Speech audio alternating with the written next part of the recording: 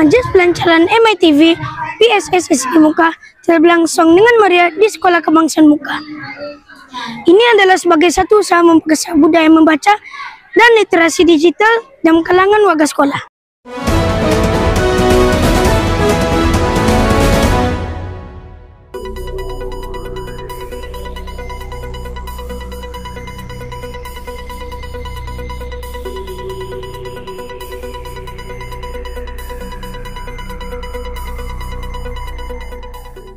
MITV ialah platform televisyen pendidikan sekolah yang memberi peluang kepada murid menonjolkan kreativiti melalui kandungan video dan media digital.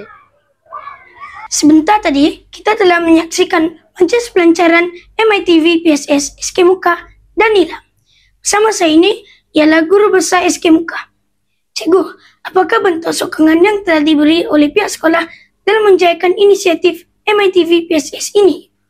Okey, kita akan memberi sokongan moral kepada semua warga kerja MITV PSS ini, kepada semua murid, kepada semua guru. Yang penting pihak sekolah akan memberi sokongan moral. Yang kedua, kita akan cuba memberi latihan ataupun bengkel kepada warga guru dan murid-murid untuk mendalami bagaimana untuk melaksanakan MITV ini supaya dapat dilaksanakan dengan sebaiknya. Yang ketiga, insyaAllah pihak sekolah akan menyediakan peralatan yang sesuai bagi pelaksanaan MITV ini. Contohnya, mungkin kita akan berusaha menyediakan studio untuk MITV, peralatan-peralatan seperti kamera ataupun handphone untuk merakam gambar-gambar ataupun peristiwa yang akan diadakan di sekolah nanti. Apakah harapan pihak sekolah terhadap pelancaran MITV PSS ini dalam memperkasa budaya ilmu dalam kalangan warga sekolah? Okay, pihak sekolah amat berharap supaya kru MITV ini lebih kreatif dalam menghasilkan bahan-bahan penyiaran. Itu yang pertama.